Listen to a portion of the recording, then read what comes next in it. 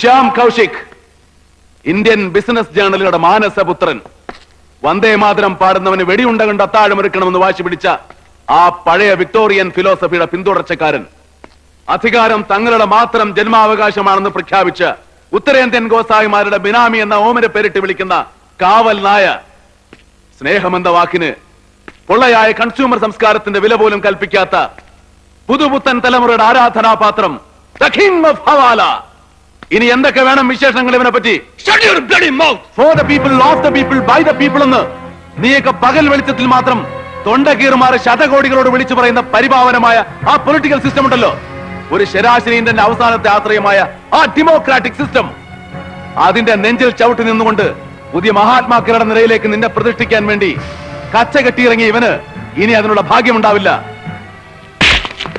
Public ഇവന് കൊടുക്കാൻ ആഗ്രഹിച്ചത് അവർക്ക് വേണ്ടി ഞാൻ കൊടുക്കും. The last bullet supper, വെടിയുണ്ടകൾ കൊണ്ടുള്ള അവസാനത്തെ അത്താഴം.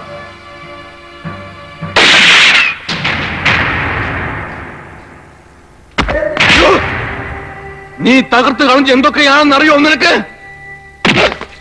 ഭരണഘടനയും അധികാര സ്തംഭങ്ങളും കറൻസി ഗോപുരങ്ങളും പ്രത്യയശാസ്ത്ര കോട്ടകളും മൂല്യവിചാരങ്ങളും ഒക്കെ ഉരുകിയൊലിച്ചു പോകുന്ന നിന്റെ പേര്, ആത്മഹത്യക്കും ജീവിതത്തിനിടയ്ക്ക് പിടിച്ചു നിൽക്കാൻ ത്രാണിയില്ലാത്ത അണികളെന്ന കുറെ പരീക്ഷണ മൃഗങ്ങളെ സൃഷ്ടിക്കുന്ന നിന്റെ മാനിപ്പുലേറ്റർ പദവി, ചർക്ക നോക്കുന്നവന്റെയും പിച്ചെടുക്കുന്നവന്റെയും ചങ്കു പറിച്ചെടുത്ത് അധികാരമുറപ്പിക്കാൻ സഹായിക്കുന്ന നിന്റെ ക്രൈം സിൻഡിക്കേറ്റ്, ത്രിവർണ പതാകയുടെ പവിത്രതയിൽ നീ ഒളിച്ചു വെച്ച നേരും നിറയും കെട്ട ഒരു പൊളിറ്റിക്കൽ ഹിജഡയുടെ അധികാര ഗർവ്. പറ, ഇനി എന്തൊക്കെയുണ്ട് നിനക്ക് നഷ്ടപ്പെടാൻ?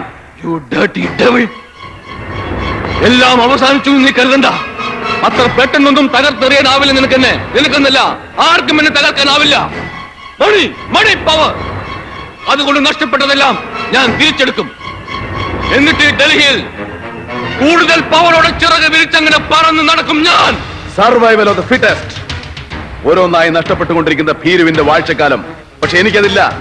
നഷ്ടപ്പെടാനും പിടിച്ചെടുക്കാനും എനിക്കിനി ഒന്നും ബാക്കിയില്ല. അതേടാ, ഭീരുവിന്റെ അവസാനത്തെ വാഴ്ചക്കാലമാണ് എനിക്കിനി. നീ അന്ന് പറഞ്ഞ പാറിപ്പറന്ന ചെമ്പൻ മുടിയുള്ള ഈ മട്ടാഞ്ചേരിക്കാരൻ തെണ്ടിച്ചെറുക്കന്റെ അവസാനത്തെ വാഴ്ചക്കാലം.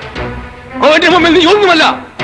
പൊളിറ്റിക്കൽ വിസാടെന്നും ആവേശമെന്നും ഒക്കെ അണികൾ വാഴ്ത്തിപ്പാടിയ നീ എന്റെ കൈക്കരുത്തിന്റെ വില മനസ്സിലാക്കാൻ പോകുന്നതേ ഉള്ളൂ. ഇനി നിന്റെ ജീവിതത്തിന് ഒരൊറ്റ മറുപടിയേ ഉള്ളൂ, അവസാനത്തെ എന്റെ മറുപടി.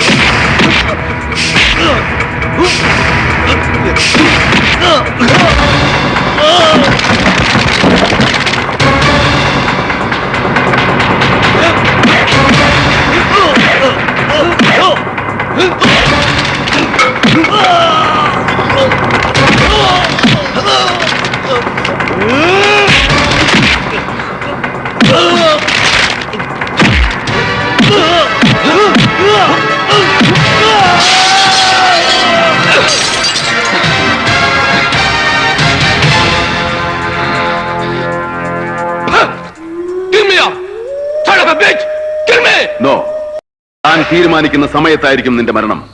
പക്ഷെ അതിനു മുമ്പ് നിന്റെ അവസാനത്തിന് വേണ്ടി, ഈ നിമിഷത്തിന് വേണ്ടി കാത്തിരിക്കുന്ന ഒരാൾ കൂടിയുണ്ട്.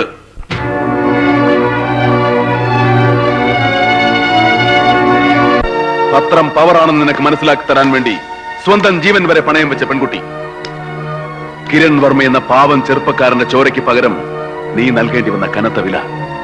ഇപ്പോ എന്റെ മുമ്പിൽ നീ ഇല്ലാതാവുമ്പോ അവളെ പോലെ സന്തോഷിക്കാൻ ഈ ലോകത്ത് മറ്റാരും ഉണ്ടാവില്ല. എന്റെ പിന്നിലുള്ള പീപ്പിൾസ് ഫോഴ്സിനെ പറ്റി നിനക്കറിയില്ല. ആ ഫോഴ്സ് കൊണ്ട് ഞാൻ ഉണ്ടാക്കിയ പാരലൽ ഗവൺമെന്റിനെ പറ്റി നിനക്കറിയില്ല. എനിക്ക് എന്തെങ്കിലും സംഭവിച്ചാൽ ഇവിടെ പൊട്ടിപ്പുറപ്പെടുന്ന ഒരു ആഭ്യന്തര യുദ്ധമാണ്, സിവിൽ വാർ. സിവിൽ വാർ. ഈ 4 ചുവരുകൾക്കുള്ളിൽ തീരുന്നുണ്ട് സിവിൽ വാർ. ഇന്ത്യൻ ജനത അത്രയ്ക്ക് വിട്ടുകളല്ലടാ. 7 ജന്മം ജനിച്ചാലും 100 പോൾ ബാസ്റ്റർഡ് ഐസക്മാരുണ്ടായാലും അവർക്കെതിരെ എന്നെ പോലെ 100 കൈകളുടെ ശക്തിയുമായി 1000 ബ്രയായന്മാർ ഇവിടെ ജനിക്കും. നാണം കെട്ട കഥകൾ എത്ര കേട്ടാലും അതൊക്കെ സൗകര്യപൂർവ്വം മറക്കാൻ ശ്രമിക്കുന്ന നിന്റെ അണികൾക്ക് ആണ്ടുതോറും പുഷ്പചക്രം അർപ്പിക്കാനുള്ള ഒരു ബലികൂടീരമാവാനും പാപപരിഹാരത്തിനായി പുണ്യതീർത്ഥത്തിൽ ഒഴുക്കാൻ ഒരു പിടി ചാരമാവാനുള്ള ഭാഗ്യം പോലും നിനക്ക് ഞാൻ തരില്ല.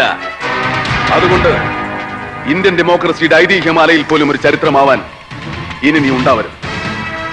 ഡൽഹിയുടെ രാഷ്ട്രീയ ചക്രവാളങ്ങളിൽ ഒരു വെള്ളി നക്ഷത്രമായി ഉദിച്ചുയർന്ന പോൾ ബി ഐസക് ഒരു കൊള്ളിയാൻ പോലെ ഈ ഇന്ദ്രപ്രസ്ഥത്തിൽ വിലയം പ്രാപിക്കാൻ പോകുന്നു.